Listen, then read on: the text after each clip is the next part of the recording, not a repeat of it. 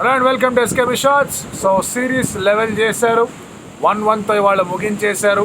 ఏదైతే మనం నిన్న Day 3 రివ్యూలో మాట్లాడుకున్నాం అదే జరిగింది. ఆల్మోస్ట్ ఒక 100 రన్స్ తేడాతో ఇండియా గెలిచేసే అవకాశాలే ఉన్నాయి, ఇండియా సరిగ్గా బౌలింగ్ చేస్తా అని.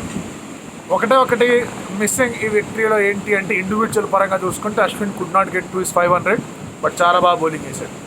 నిన్న కూడా మనం మాట్లాడుకున్నాం Ashwin will get most number of wickets అని. బుమ్రా కూడా దాంతో జాయిన్ అయ్యాడు. అశ్విన్ గురించి ఒక పాయింట్ కూడా చెప్పాను. ఆ పాయింట్ ఏంటి, ఈ మ్యాచ్ ఏంటి, దాని సంగతులు ఏంటి, అవన్నీ కూడా మనం మొదలెడదాం ఇక. So let's get starting.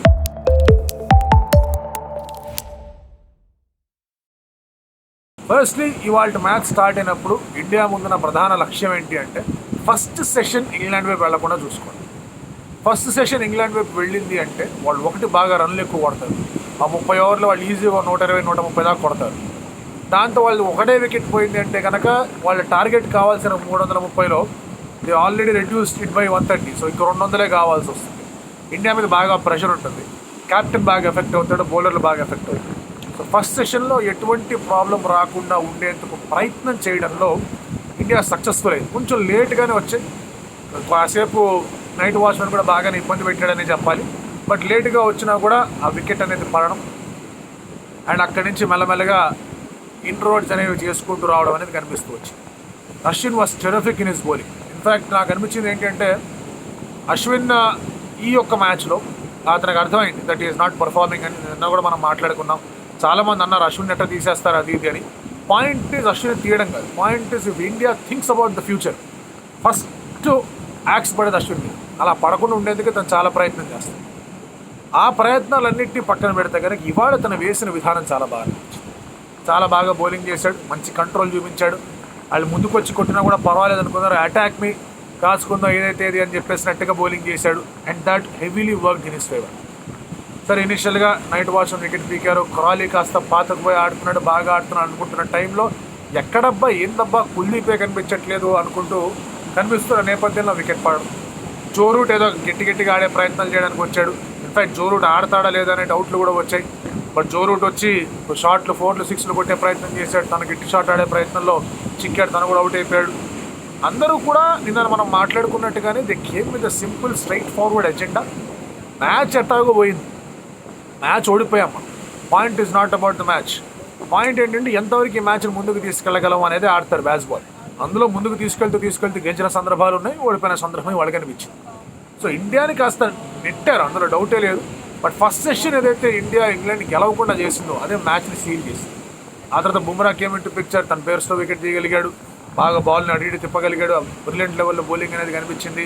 ఒక మంచి క్యాచ్ రోహిత్ శర్మ దగ్గర నుంచి కూడా చూస్తాను స్లిప్లో. So everybody contribute, Axar contribute చేశాడు, కుల్దీప్ వచ్చి కాంట్రిబ్యూట్ చేశాడు. LBW review was fantastic. So మీకు అక్కడ మెల్లమెల్లగా వికెట్లు పడ్డాయి. క్రాలీ వికెట్ పడ్డాయి, పోప్ వికెట్ పడ్డాయి, జో రూట్ వచ్చి గట్టిగా ఆడే ప్రయత్నం చేసి జో రూట్ వికెట్ పడిపోయాయి, బేర్స్టో వికెట్ పడిపోయారు. ఆ తర్వాత మీకు నైట్ వాచ్మెన్ కూడా రెహాన్ వికెట్ పడిపోయాయి. సో ఇదేం గోలా అనుకున్నారు. But still you have 2 Bens, Stokes Foakes ఇద్దరు ఉన్నారు.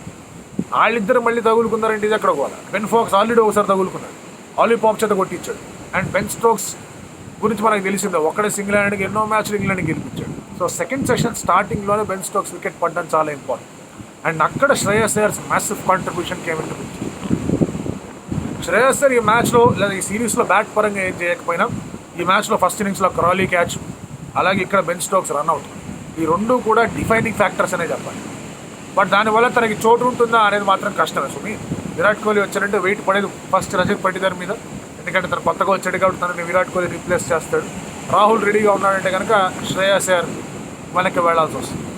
So this is an issue that India might have to face. ఏంటి పరిస్థితి, ఏంటి లెక్క అని. బట్ అది పక్కన పెడితే కనుక ఇక్కడ మీరు అబ్జర్వ్ చేసుకుంటే ఎప్పుడైతే బెన్ స్టోక్స్ వికెట్ పడిందో India could have sealed the match. మళ్ళీ మన వాళ్ళు సంక్షేమ పథకాలు ఇచ్చారు. మరి వైజాగ్లో ఆల్రెడీ 3 క్యాపిటల్ థియరీ, ఏదో క్యాపిటల్ అన్నారు కాదన్నారు, రాజకీయాలు కూడా జోడించారేమో. They are very hospitable at the proposed capital అన్నట్టుగా మన వాళ్ళు బౌలింగ్ చేశారు. అదేం బౌలింగ్ అనేది మనం మాట్లాడుకుంటే ఆ పర్టిక్యులర్ పార్ట్నర్షిప్లో Hartley when he was attacking, India కొంచెం ఎందుకు ఒక డిఫెన్సివ్ మైండ్ సెట్లోకి వెళ్ళారా అనిపించింది. ఫాస్ట్ బౌలర్స్ని యూజ్ చేయలేకపోవడం, స్పిన్నర్స్తో ఎక్కువగా వెళ్ళడం. Probably Ashwin 500 was on the picture, అందుకే దాని గురించి ప్రయత్నం చేశాడము. కుల్దీప్తో ఎక్కువ ప్రయత్నాలు చేయడం, ఎప్పుడో ముఖేష్ని తీసుకొచ్చాడు ఫీల్డ్లోకి. అండ్ అందులోనే చాలా డ్రామాలు జరిగాయి అక్కడ కూడా. మీరు అబ్జర్వ్ చేసుకుంటే Hartley was given out. Reverse sweep already was given out. అది అసలు డిఆర్ఎస్కి సంబంధించి ఇది ఒక కేస్ స్టడీ, ఈ ఒక dismissal. Hartley out, umpire out ఇచ్చాడు, మనోడు రివ్యూకి వెళ్ళాడు. రివ్యూకి వెళ్ళినప్పుడు ఆర్మ్కి తగిలింది కాబట్టి they also check the LBW. As per the rule ఏమవుతుందంటే అన్ని విధాలుగా అన్ని డిస్మిసల్స్ కూడా చెక్ చేస్తారు. ఒకటే స్టంప్ అవుట్కి సంబంధించి వచ్చిన డిఆర్ఎస్లో మాత్రం మార్పులు చేద్దామని ప్రయత్నాలు జరుగుతుంటాయి. బట్ ఇటువంటి విషయంలో ఎంపైర్ అవుట్ ఇచ్చి హార్ట్లీ నాట్ అవుట్ అన్నప్పుడు రివ్యూ తీసుకున్న తర్వాత తెలిసినప్పుడు ఎల్బిడబ్ల్యూ కూడా ట్రై చేద్దాం, ఎందుకంటే బ్యాట్ ఇన్వాల్వ్ కాదు కదా అని థర్డ్ అంపైర్ని అడిగాడు. ఒకవేళ ఇది ఎల్బిడబ్ల్యూ అంటే వాట్ ఈజ్ యువర్ కాల్ అని, అది అండర్లైన్ చేసుకొని గుర్తుపెట్టుకోండి. Third umpire as the on field umpire what is your call, on field umpire not out అన్నాడు ఎల్బిడబ్ల్యూకి సంబంధించి. దీన్ని డిఫరెంట్గా అర్థం చేసుకోకండి. Just because on field umpire catch out ఇచ్చాడు కాబట్టి తన మనసులో బ్యాట్కి తగిలింది కాబట్టి రివ్యూ తీసుకున్నప్పుడు అక్కడ బ్యాట్ లేదు కాబట్టి అంత లేదు. అక్కడ ఎక్కడైతే కార్డ్ బ్యాట్కి సంబంధించిన రివ్యూ అయిపోయిందో థర్డ్ అంపైర్ ఎప్పుడైతే ఎల్బిడబ్ల్యూ గురించి కూడా పరిశీలిద్దాం అనుకున్నాడో ఆన్ ఫీల్డ్ అంపైర్ని అడిగాడు, ఆయన ఏంటి what is your preference, what is your call, out or not out అన్నాడు. అంపైర్స్ కాల్ వచ్చింది, దానివల్ల నాట్ అవుట్. ఇండియా కొంచెం కాల్ చేసింది, అడిగారు ఏంటి పరిస్థితి అన్నారు, because it was an important wicket. అక్కడ శుభ్రంగా ఆడుతున్నారు, వికెట్ తీయకపోతే ఎట్లా. సో అలాంటి సమయంలో కొంచెం మాట్లాడుతూ ఉండే ప్రయత్నాలు చేసినప్పుడు ఇది కనిపించింది. సరే, ఇది డిఆర్ఎస్కి సంబంధించి ఇట్స్ వెరీ ఇంపార్టెంట్ థింగ్. ఎందుకంటే 2 డిఆర్ఎస్లు తీసుకోవాలి ఇక్కడ, ఒకే డిఆర్ఎస్ తీసుకోబడింది. వన్ మోడ్ ఆఫ్ డిస్మిసల్ ఇది వర్కౌట్ కాదు అన్నప్పుడు other mode of dismissal possibility ఉందా, ఒక విధంగా అవుట్ అయ్యే ప్రసక్తే లేనప్పుడు ఇంకో విధంగా అవుట్ అయ్యే పాసిబిలిటీ ఉందా, అవకాశం ఉందా, అదే చూశారు. దాని మీద డిఆర్ఎస్ జరిగింది. సో దాని తర్వాత ఇక బుమ్రాని తీసుకొచ్చాడు, అప్పటికే లేట్ అయింది అనిపించింది. ముఖేష్ని తీసుకొచ్చాడు. తర్వాత అశ్విన్ ఇంకొక బాల్ ఓవర్ వేయించాల్సిందేమో అనిపించింది, ఎందుకంటే హార్ట్లీ అశ్విన్ ఆ బ్యాటిల్ జరుగుతుంది అక్కడ, అది జరుగుంటే బాగుండేది అనిపించింది. But Bumrah also did well, వచ్చాడు, వికెట్ తీశాడు, బ్రేక్ త్రూ అందించాడు. ఆ తర్వాత ముఖేష్ వచ్చాడు, బ్రేక్ త్రూ అందించాడు. లాస్ట్లో మళ్ళీ అశ్విని తీసుకొచ్చాడు రోహిత్ శర్మ, ఎందుకంటే తనకు తెలుసు ఆ వికెట్ కావాలి, వస్తే కనుక ఇట్ బి ఆల్ హ్యాపీస్ అని. Individual milestones are never more important than match కాదనట్లేదు, బట్ ఎక్కడెక్కడ కాంప్రమైజ్ అవ్వలేదు. So that is fine. And అక్కడికి మళ్ళీ బుమ్రా వచ్చి నేను వికెట్ తీయను, అశ్విన్ కోసం వికెట్ తీయాలంటే బౌలింగ్ చేయాలి, వికెట్ తీసేద్దాం తర్వాత అన్నాడు, బౌలింగ్ చేశాడు, వికెట్ యశస్వి జైస్వాల్ అద్భుతమైన రీతిలో ఆడాడు. ఆ తర్వాత సెకండ్ ఇన్నింగ్స్లో శుభ్మన్ గిల్ బాగా ఆడాడు. బట్ ఐ థింక్ ఈ మ్యాచ్ని పూర్తి స్థాయిలో సెటప్ చేసింది ఇండియా వైపు తిప్పింది జస్ప్రీత్ బుమ్రా. అక్కడ డబుల్ టెన్ లేకపోయినా, ఎక్కడ సెంచరీ లేకపోయినా మ్యాచ్ గెలిచేవాళ్ళు కాదు, no doubts about that. But England ఎప్పుడు కూడా they came with intention to out bat India. India batting కన్నా మనం బాగా బ్యాటింగ్ చేద్దామని ఇంటెన్షన్తోనే వచ్చారు. That is what is the definition of this series. ఈ సిరీస్ ఎటు వెళ్తుందో కూడా తెలిసేది అదే. వాళ్ళు బ్యాటింగ్ బాగా చేస్తారు, మనం బ్యాటింగ్ బాగా చేస్తాం. బౌలింగ్ గురించి సమస్య ప్రసక్తే కాదు ఇక్కడ, ఎందుకంటే they know Indian bowlers are much better. ఇక్కడున్న రిసోర్సెస్ ఇండియా బ్యాటింగ్ కన్నా వాళ్ళు బెటర్గా బ్యాట్ చేద్దామని వచ్చారు. సో ఆ నేపథ్యంలో బుమ్రా వచ్చి అక్కడ 6 వికెట్లు, ఇక్కడ 3 వికెట్లు తీశాడు. కాబట్టి నా దృష్టిలో ఫర్ మీ ఈ మ్యాచ్లో నిజమైన significant contribution, the biggest significant contribution Yashasvi Shubman కన్నా ఎక్కువగా బుమ్రా ఇచ్చాడు అనిపించింది. ఇక్కడ కూడా మన వాళ్ళు మళ్ళీ కొంచెం గార్డ్ డ్రాప్ చేయడం, వాళ్ళు అనవసరంగా ఎక్కువ కొట్టించడం అనేది కనిపిస్తుంది. ఇండియా కూడా ఈజీలీ ఫినిష్ ఇట్ ఆఫ్ ముందే 220-230 కల్లా ఫినిష్ చేసి ఉండాల్సింది.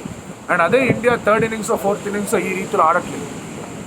3-4 ఏళ్ళు అయిపోయింది ఈ రీతిలో. ఇండియా సెకండ్ ఇన్నింగ్స్లో బాగా ఆడు, ఒక ఇన్నింగ్స్లో ఆడతారు, ఇంకో ఇన్నింగ్స్లో ఆడతారు. సెకండ్ ఇన్నింగ్స్లో బాగా ఆడింది ప్రాబబ్లీ నాకు తెలిసినంత వరకు 2021 ఓల్డ్ టెస్ట్. ఆ తర్వాత మళ్ళీ సెకండ్ ఇన్నింగ్స్లో బాగా ఆడి లీడ్ తీసుకుని ఆడింది ఎక్కడ కనిపించలేదు. So India will have to look on to that.